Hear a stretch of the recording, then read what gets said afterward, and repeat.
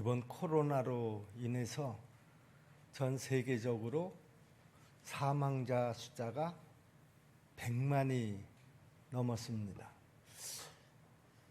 우리 모두가 다 기억하고 있는 2000년대 들어서 이런 유사한 전염병들이 몇 번이나 있었고 또 어떤 것이 있었나 다시 한번 확인을 해 보았는데요. 2002년도 그러니까 노무현 정권 때였었죠. 사스 여러분 다 기억하고 계시죠? 중국 광동 지방에서 이 전염병이 시작이 됐는데요. 7개월 동안 한 8,000명 정도의 그 확진자가 있었고요. 전 세계적으로 한 774명의 사망자를 냈다고 하니까 뭐 지금 우리가 겪고 있는 이 코로나하고는 비교도 할 수 없는 그런 그 전염병이었습니다. 우리가 이 사스를 중증 급성 호흡기 증후군 뭐 이렇게 불렀던 기억이 있는데요. 그 다음에 또 2009년도에 있었던 신종 플루라는 그런 전염병 여러분 다 기억하시리라고 생각을 합니다. 미국에서 시작된 전염병입니다. 돼지를 매개체로 해서 발병이 됐다고 하는데요. 2010년 8월 달까지 19,000명 정도의 그 사망자를 냈습니다. 뭐 이 신종 플루도 지금 우리가 지금 겪고 있는 이 코로나19에 비하면 비교도 할 수 없는 그런 그 전염병이었습니다. 그리고 그 다음에 2015년도에 메르스라고 하는 전염병이 또 있었죠. 한 8개월 동안 25개국 정도에게 피해를 줬는데요. 사망자가 한 800명 정도 전 세계적으로 있었습니다. 우리나라에서는 38명이 그때 죽은 걸로 그렇게 기록이 되어 있더라고요. 그런데 이 메르스가 그때 왜 우리들을 그렇게 긴장을 시켰는가 하면 감염률은 그렇게 높지 않았었는데 치사율이 대단히 높았습니다. 한 20% 정도가 됐으니까요. 10명 중에 일단 감염이 되면 2명은 죽는다. 이거는 대단히 무서운 그 치사율입니다. 우리가 지금 코로나가요. 전 세계적으로 한 치사율이 3% 정도 안팎이라고 그러죠. 그런데 워낙에 이 감염 속도가 굉장히 빨라서 오늘 그 집계를 보니까 전 세계적으로 3,742만 4,789명 어마어마한 숫자지 않습니까? 여기에 3% 그러니까 죽은 사람이 100만 명이 넘는다라고 하는 것이죠. 그런데 이 감염률이 점점 매일같이 그 기록을 갱신하고 있다라고 하는 사실입니다.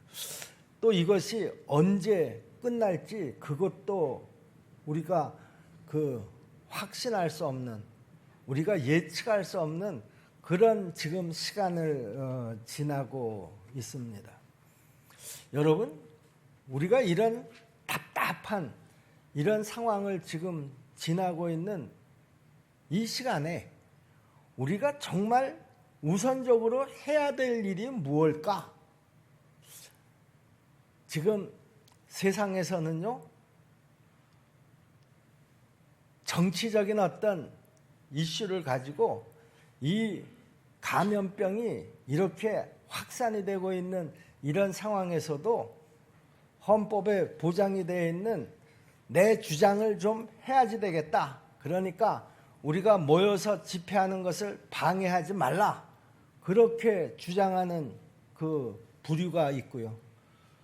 절대로 그것을 용납할 수 없다. 너희가 주장을 하더라도 좀 이 감염병이 진정이 된 다음에 그 주장을 하도록 해라 해서 이 두 가지 그 세력들이 지금 이 코로나를 두고서 아주 팽팽하게 그 맞서고 있는 그런 상황입니다. 우리 기독교계는 지금 어떻습니까? 이 코로나를 두고서 대면으로 예배드리는 것이 옳으냐, 비대면으로 예배드리는 것이 옳으냐, 이것을 가지고 서로 아주 팽팽하게 그 의견들이 대립이 되고 있습니다. 참 모든 상황들이 이 코로나의 미래처럼 답답하기 짝이 없습니다. 우리는 그동안 강단을 통해서 여러분 어려운 문제를 만나면 무엇보다도 먼저 하나님 앞에 나와서 기도하십시오 이렇게 가르쳤고요. 또 여러분들은 그렇게 배워온 줄로 믿습니다. 그런데 이 코로나가 이제 우리 대한민국에 들어온 지도 이제 거의 9개월이 넘어가고 10개월째로 지금 접어 들어가고 있는데요. 여러분 우리가 지금 이 상황 속에서 정말 우선적으로 해야 될 일이 뭐냐라고 하는 것이죠. 정말 중요한 일이 뭐냐, 우리가 정말 우선적으로 해야지 될 일이 뭐냐라고 하는 것을 우리가 먼저 잘 분별을 하고 그것을 찾아서 그 길로 나아가야지 될 터인데, 세상도 그렇고 우리 기독교계도 그렇고 우리가 가야 할 그 길을 제대로 찾아서 가지 못하고 엉뚱한 곳에서 자기들의 주장이 옳다고만 외치고 있는 그런 상황입니다. 여러분 우리는 지금 무엇보다도 기도할 때라고 생각을 합니다. 우리가 그렇게 배우지 않았습니까? 답답한 일을 만났을 때, 큰 문제를 만났을 때 무엇보다도 하나님 앞에 나와서 여러분 기도하십시오라고 그렇게 가르쳤고 배웠는데, 왜 지금 이런 상황 앞에서 우리가 한마음으로 기도해야지 됩니다라고 하는 이런 소리가 이렇게 크게 들리지를 않느냐, 그런 말이죠. 우리는 지금 이 코로나19라고 하는 아주 힘든 시간을 지나고 있는데요. 이 코로나19를 대처하는 그 자세와 방법이 너무 다 제각각들이라는 사실입니다. 우리 수정동계 성도 여러분, 이 코로나19 상황에서 우리가 무엇을 먼저 해야 되는지를 우리가 좀 분명하게 분별할 수 있었으면 좋겠습니다. 오늘 이 시간에는요, 한나라고 하는 한 여인의 기도를 통해서 그 앞이 제대로 보이지도 않는 아주 답답한 현실 가운데에서 우리가 나아갈 길을 찾아갈 수 있게 되기를 주님의 이름으로 부탁을 드립니다. 오늘 본문의 내용은 이런 것입니다. 에브라임 산지에 엘가나라고 하는 레위인이 살고 있었는데요. 그 엘가나에게는 한나와 분인나라고 하는 두 아내가 있었습니다. 한나라고 하는 이름의 뜻은 풍성한 은혜라고 하는 뜻을 가지고 있고요. 분인나라고 하는 이름의 뜻은 붉은 진주다라고 하는 뜻을 가지고 있습니다. 메추헬리라고 하는 주석가는요, 한나와 분인나에 대해서 설명하기를 한나가 엘가나의 첫 번째 아내고요.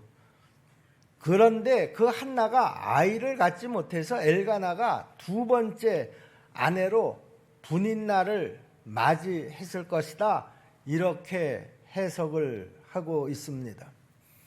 바로 이런 결정으로 인해서 이 엘가나의 가정에는 한나와 분인나의 갈등이라고 하는 아주 복잡한 문제가 이 가정에 생겨나게 되었습니다. 그러므로 이 가정의 혼란에 대해서 첫 번째 책임은 누구에게 있느냐? 그 남편 엘가나에게 있습니다. 그가 하나님의 일부 일처의 법을 어기고 가정의 혼란을 자초한 것입니다. 그런데 엘가나가 이 일부 일처의 법을 어김으로써 그 가정에 아주 복잡한 문제가 생긴 것은 사실이지만은요, 그 한 가정의 복잡한 문제가 결국에는 은혜의 동기가 되었다라고 하는 것이죠. 그 문제를 통해서 이스라엘의 위대한 지도자 사무엘이 태어나는 그런 발판이 마련되었기 때문입니다. 엘가나의 그 경솔함으로 인한 가정의 분란, 그러나 하나님은 그 분란이라고 하는 고통스러운 환경을 통해서 사무엘이라고 하는 위대한 선지자를 만들어내셨다라고 하는 것이죠.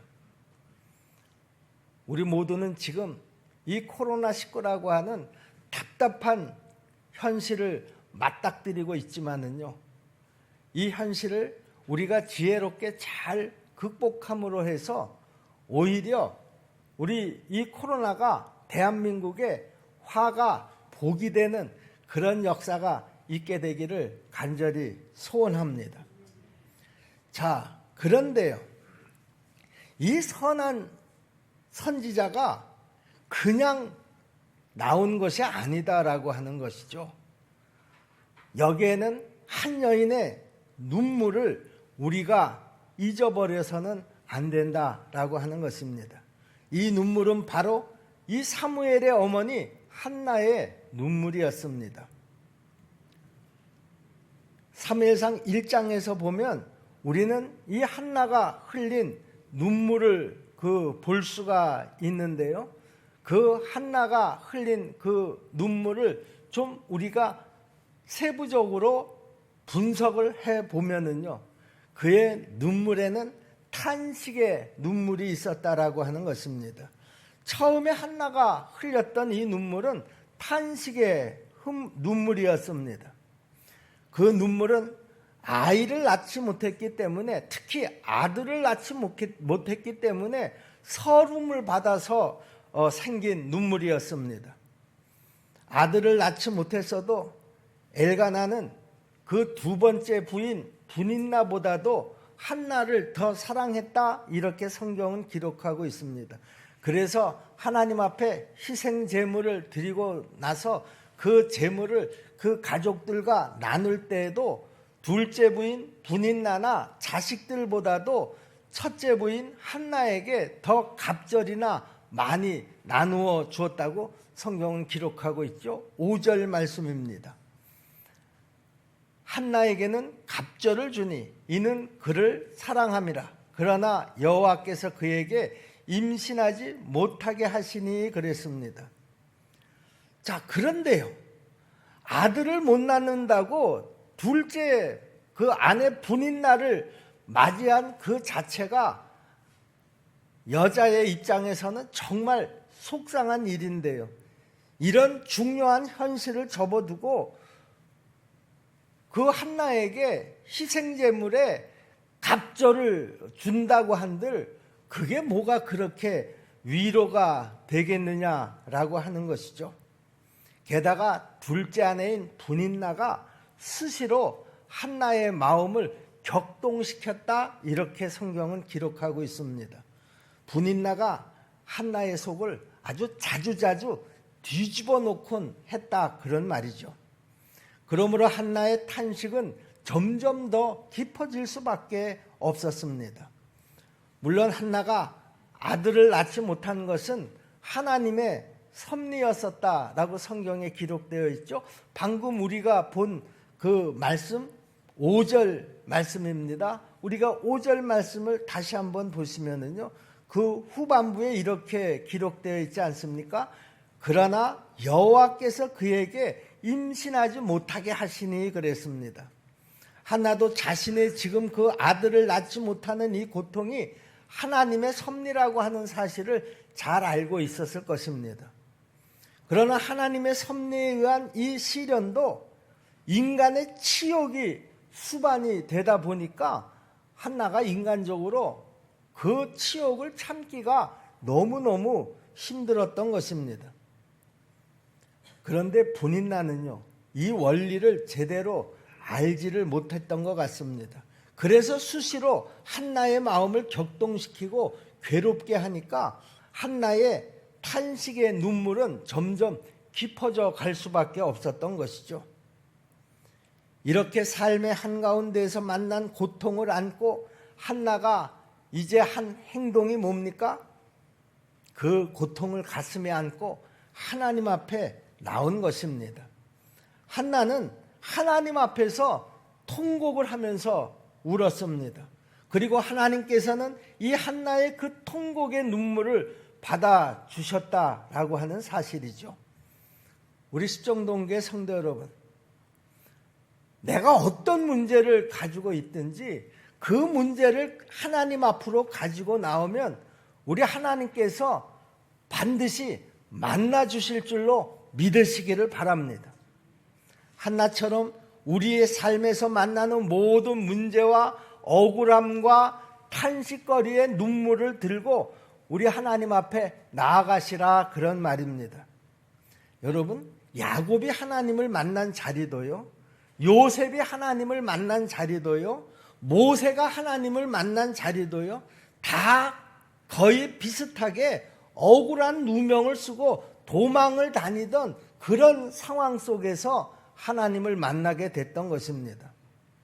여러분, 우리가 문제를 들고 하나님 앞에 나오는 것, 여러분, 그것이 바로 하나님을 만나는 것이고요, 바로 그 자체가 하나님의 응답인 줄로 여러분 믿으시기를 바랍니다. 이제 한나는 탄식의 눈물로만 밤을 새우지는 않았습니다. 한나는 이제 이 탄식의 눈물을 기도의 눈물로 승화를 시켰습니다. 여기 오늘 10절 말씀에 보면 그는 하나님 앞에 나가서 통곡하며 기도했다, 이렇게 성경은 기록하고 있죠. 한나가 마음이 괴로워서 하나님 앞에 하나님께 기도하고 통곡하며 그랬습니다. 한나의 탄식의 눈물은 이제 기도의 눈물로 변한 것입니다. 우리 십정동교회 성도 여러분, 우리도 마찬가지로 탄식의 눈물이 기도의 눈물로 변해야 그 문제 해결의 길이 열리는 줄로 믿으시기를 바랍니다. 그것은 한나의 몇 가지 기도에서도 우리에게 잘 보여주고 있습니다. 한나는 속으로 하나님 앞에 간절히 기도했습니다. 사실 한나가 내가 지금 아들이 없어서 가정에서도 이렇게 속상한 일을 많이 당하고 있습니다, 이런 기도를 큰 소리로 할 수 있는 그런 처지는 아니지 않습니까? 자기의 그런 부끄러운 사실을 자기의 기도 소리를 통해서 주변 사람들에게 알려지는 것은 여자의 자존심으로도 허락할 수가 아마 없었을 것입니다. 그래서 한나는 하나님 앞에 통곡하며 기도하면서도 그 기도의 내용이 다른 사람이 들을 수 없도록 자기 입속에서만 웅얼웅얼 하면서 기도를 했다는 것이죠. 그러나 그렇게 기도하면서도 그는 아주 간절히 기도했다고 성경은 기록하고 있지 않습니까? 여러분, 그런데 한나의 그 기도는요, 소리가 나지 않는 기도였습니다.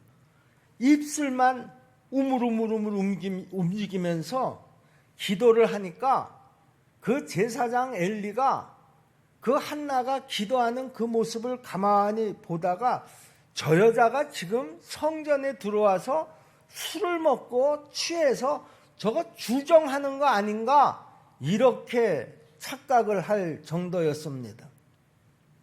이 정도로 지금 한나의 기도는 아주 독특했고요. 또 그러므로 그의 기도는 고통의 기도였고요. 그리고 그의 기도는 아주 간절한 기도였다라고 하는 것입니다. 한나는 자신의 고통을 사람들에게 가지고 나가지 않았습니다. 가까운 사람에게 나아가서 자기의 이런 답답한 형편을 상의하지 않았다, 그런 말입니다. 오직 자기 그 마음의 고통을 하나님 앞으로 가지고 나왔습니다. 그리고 하나님 앞에서 그 마음의 고통과 또 그 미움을, 그 서름에 젖어 있는 그 탄식의 마음을 하나님 앞에 다 털어놓았다, 그런 말이죠. 아주 간절하게, 그리고 더 간절하게. 이것이 한나의 위대한 점이었었다라고 하는 것입니다. 그 간절함이 탄식의 눈물을 기도의 소리로 바꾸게 된 줄로 믿습니다. 그리고 그 간절함이 하나님의 마음을 움직이게 한 것이다, 그런 말입니다. 그리고 한나도 그렇게 간절히 기도하는 가운데서 그 자신도 점점 바뀌어져 갔습니다. 한나 개인의 서름에 가득했던 마음이 이제 내가 하나님의 뜻이 무엇인가를 알려고 하는 그런 마음으로 바뀌게 됐다라고 하는 것이죠. 처음에는 너무 속상해서 자기가 지금 가정에서 겪고 있는 그런 억울함을 하나님 앞에 호소하기 위해서 나와서 지금 부르짖어 기도하기 시작을 했는데, 기도를 하다 보니까 그 마음에 하나님께서 왜 나에게 이런 형편을 허락하셨을까? 하나님의 뜻이 무엇일까? 하는 것으로 자기의 생각이 바뀌기 시작했다라고 하는 것입니다. 그리고 한나의 기도는 그 고통 속에 담긴 하나님의 뜻이 무엇인지를 알게 되었던 것입니다.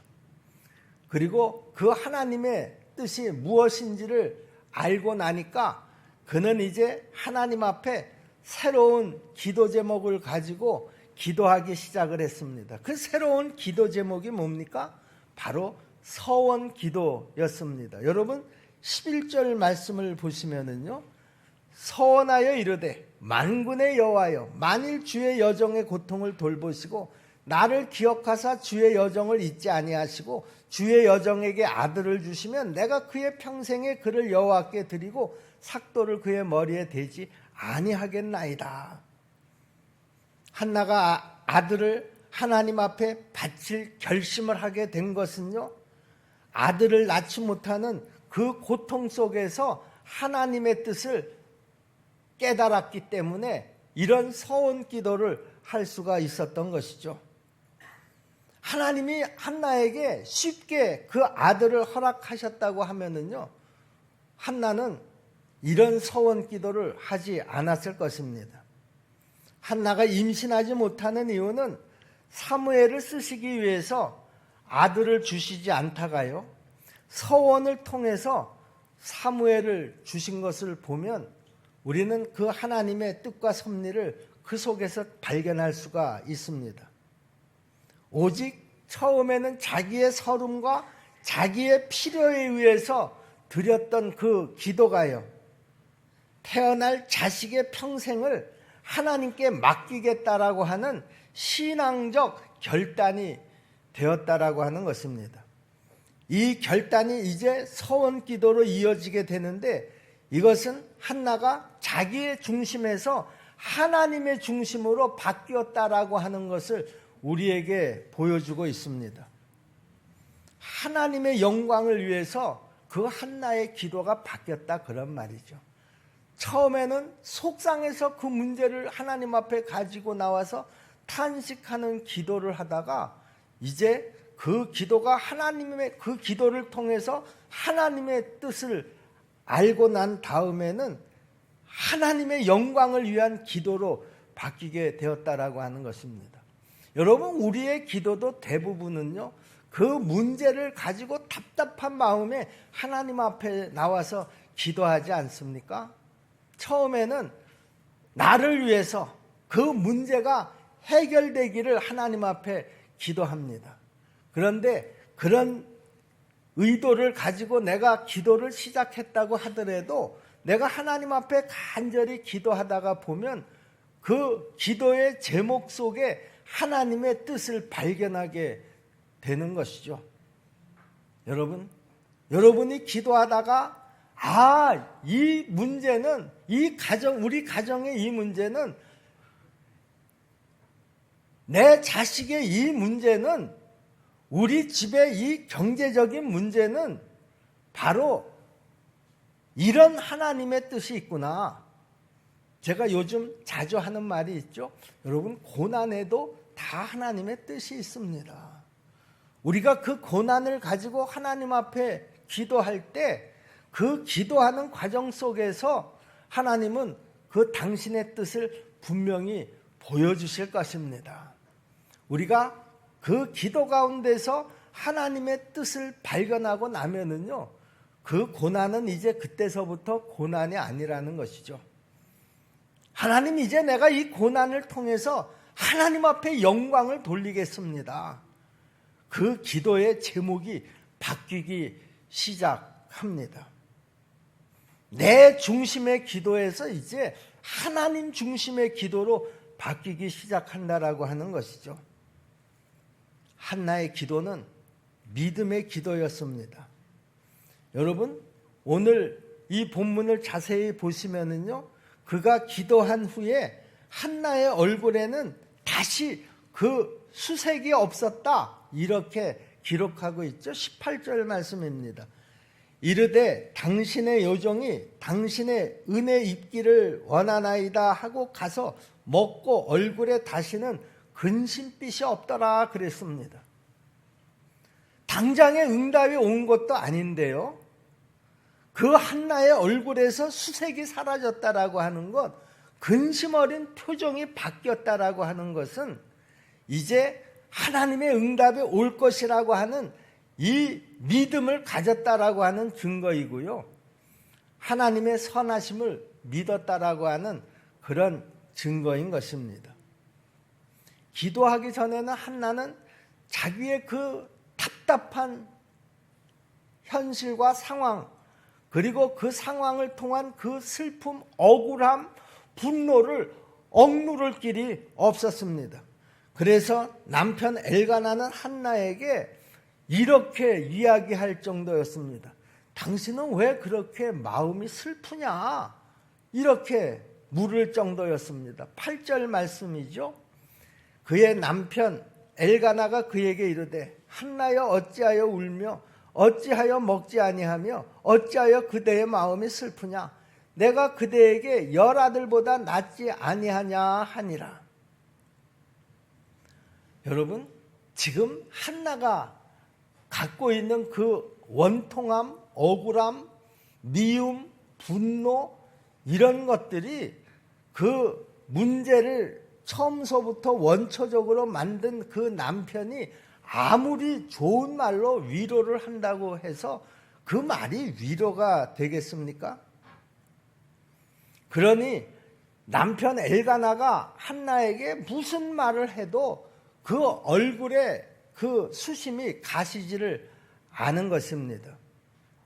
여러분, 그런데요, 우리 믿는 사람들은요, 어떤 상황에 대해서 잠시 동안은 그 슬픈 모습을 보일 수 있어도요, 오랫동안 그 슬픔 가운데 계속 젖어 있는 그런 모습은 사람들에게 보이지 않아야 합니다.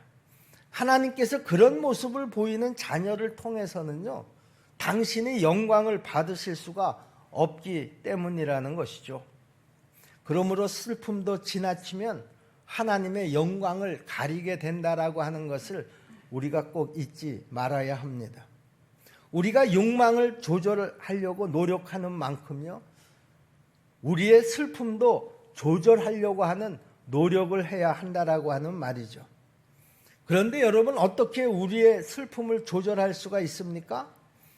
내 힘만으로는 저는 절대로 불가능하다고 생각을 합니다.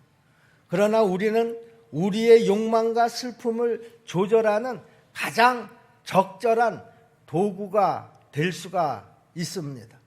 한나는 그 슬픔을 조절할 수 있는 그 기도를 한 후에 그 한나의 얼굴이 확 펴졌다라고 하는 것입니다.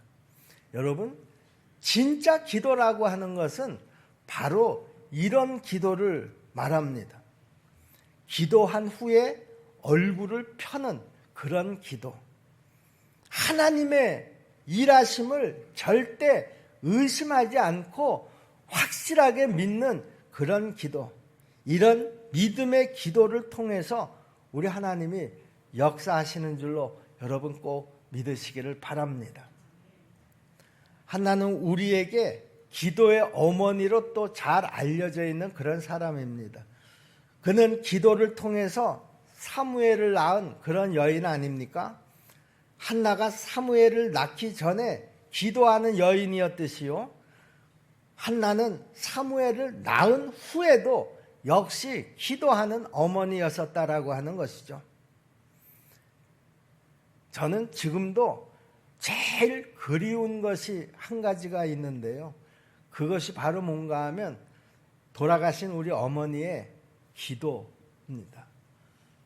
저희 어머니가 이제 노년에 그 척추 디스크 수술을 여러 번 하셔서 이제 그 거동을 하시기가 어려워지셨습니다. 그래서 이제 그 돌아가시기 몇 년 전서부터는 그 침대에서 그 제대로 일어나시지를 못하셨어요. 우리 어머니의 그 마지막 소원이 뭐였었는가 하면, 내가 예전처럼 그 새벽 기도에 나가서 그 자리에 앉아서 하나님 앞에 기도하는 것, 철야 기도에 나가서 그 기도의 자리에서 앉아서 기도해 보는 것, 그것이 우리 어머니의 마지막 소원이셨습니다. 그런데 몸이 그렇게 되고 나니까 당신의 의지대로 할 수가 없습니다. 그래서 제가 이제 철야 기도회를 가면, 어머니 제가 지금 철야 기도회를 갑니다. 그러면 그래, 잘 다녀오시게. 내가 여기 침대에서 우리 목사님을 위해서 기도하겠네. 그렇게 저를 격려해 주셨어요. 제가 철야 기도회를 다 끝나고 돌아가도 저희 어머니는 아직도 그 침대에 엎드려서 기도하고 계셨습니다. 제가 새벽 기도를 끝나고 가도 저희 어머니는 그 시간까지 기도하고 계셨습니다. 제가 지금도 제일 그리운 것은 그 우리 어머니의 그 기도입니다. 훌륭한 사람에게 있는 것이 바로 그 훌륭한 어머니라는 것이죠. 여러분, 디모데의 그 믿음이 어디에서부터 시작됐다고 그랬습니까?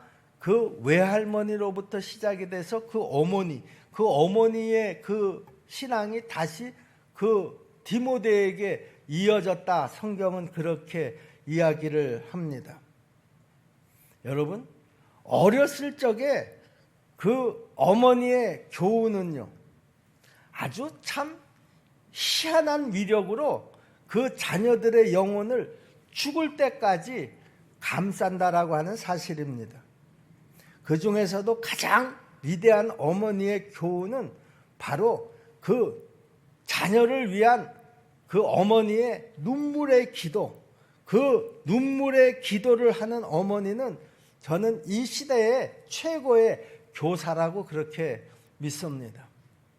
우리 십정동계 성도 여러분, 아직도 여러분의 부모님이 살아 계시나요? 그 부모님들이 신앙생활을 잘하고 계십니까? 그렇다고 하면 그 부모님들은 하나님 앞에 나아가서 기도할 때마다 바로 여러분들을 위해서 저는 기도하고 계시리라고 믿습니다. 그 기도하는 모습을 통해서 여러분들이 다시 그 여러분들의 자녀에게 똑같이 그 기도의 눈물을 흘리라고 하는 가르침인 줄로 여러분 꼭 믿으시기를 바랍니다. 결국 하나님께서는 그 한나의 눈물의 기도를 들으시고 한나에게 아들을 주셨습니다. 한나는 그 은혜를 오래 간직하기 위해서 그 아들 이름을 뭐라고 지었다고 했습니까? 사무엘이라고 지었습니다. 사무엘이라고 하는 이름의 뜻이 뭡니까? 내가 하나님 앞에 구했는데 하나님께서 나의 기도를 들어주셨다라고 하는 그런 뜻을 가지고 있습니다. 하나님은 인간의 고통을 절대로 외면하시지 않는 하나님이신데, 이 사무엘이라고 하는 이름에는 그와 같은 신실하신 하나님에 대한 한나의 간증이 담겨져 있는 것입니다. 여러분, 엘가나와 온 집이 하나님 앞에 매년제를 드리려고 그 성전에 올라갈 때요, 한나는 제사를 드리러 그 남편과 성전에 함께 가지 않았다, 그렇게 성경은 기록하고 있습니다. 그런데 의도적으로 그렇게 했다라고 하는 것이죠. 아니, 아들을 하나님 앞에 바치겠다고 약속을 해서 아들을 얻고 났는데, 아니, 아들을 하나님 앞에 바치겠다고 한 그 어머니가 자기가 한 서원을 후회해서 그 서원을 지키지 않으려고 그 성전에 올라가지 않는 거 아닌가? 그렇지 않다고 하면 누구보다도 제일 먼저 성전에 올라가서 기도해야지 될 사람이 아닙니까? 그런데 한나에게는 더 깊은 다른 뜻이 있었던 것입니다. 여기 21절, 22절 말씀을 보세요. 그 사람 엘가나와 그의 온 집이 여호와께 매년제와 서원제를 드리러 올라갈 때에 오직 한나는 올라가지 아니하고 그의 남편에게 이르되, 아이를 젖대거든 내가 그를 데리고 가서 여호와 앞에 뵙게 하고 거기에 영원히 있게 하리이다, 그랬습니다. 한나가 곧바로 아들을 데리고 성전에 올라가지 않은 것은요, 아이를 더 정성껏 잘 준비를 시킨 다음에 하나님 앞에 바치려고 했기 때문이었습니다. 여러분, 그 어린 젖먹이를 젖도 떼기 전에 성전에다가 갖다 놓으면은요, 엘리 제사장이 어떻게 그 젖먹이 아이를 제대로 감당할 수가 있었겠느냐, 그런 말이죠. 그래서 한나는 그 사무엘이 젖을 뗄 때까지 기다렸던 것입니다. 여기에서 우리는요, 이런 교훈을 얻습니다. 조금 늦더라도요, 조금 적더라도요, 조금 감동이 덜 되더라도요, 우리는 하나님 앞에 정성껏 드리려고 하는 그 한나의 마음을 우리가 모두 배워야 될 줄로 믿습니다. 그리고 한나는 이제 간신히 젖을 뗀 아이를 데리고 성전에 가서 그 아이를 하나님 앞에 바쳤습니다. 아이를 하나님 앞에 드리고 난 다음에 돌아올 때 그 어머니 한나의 심정을 한번 여러분 상상해 보시기를 바랍니다. 사무엘은 정말 어렵게 간신히 얻은 그런 아들 아닙니까? 한나에게 있어서 이 사무엘은 그녀가 가지고 있는 것 중에 가장 소중한 것이었습니다. 한마디로 그녀는 지금 최고의 것을, 자기가 가지고 있는 것 중에 제일 소중한 것을 지금 하나님 앞에 바치고 돌아온 것입니다. 그 아들을 바치고 돌아올 때 한나에게 눈물이 없었다고 하면 그거는 아마 거짓말일 것입니다. 그 눈물은 바로 헌신의 눈물이었습니다. 그런데 그녀는 눈물로 아들을 바치면서도 자기가 하나님 앞에 서원한 그 서원 기도한 것을 절대로 후회하지 않았다라고 하는 것입니다. 자기가 서원 기도를 한 것으로 인해서 원망하는 말도 한 번도 한 적이 없습니다. 내가 그때 왜 그런 기도를 했을까? 억울하다고 생각하지도 않았습니다. 여러분, 우리는 하나님 앞에 받았으면 드릴 줄 알아야 한다라고 하는 이 평범한 원리를 우리 한나를 통해서 우리 모두가 다 잘 배울 수 있었으면 좋겠습니다. 여러분, 우리가 받기만 하면은요, 그것이 무엇이든지 간에 언젠가는 썩기 마련입니다.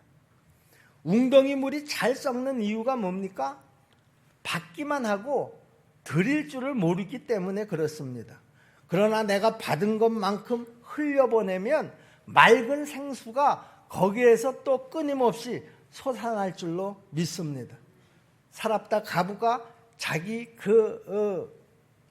밀가루 통에 한 움큼의 밀가루 그 기름병에 한 방울의 그 기름을 가지고 엘리야 선지자를 위해서 식사를 대접하고 난 다음에 어떤 일이 벌어졌습니까?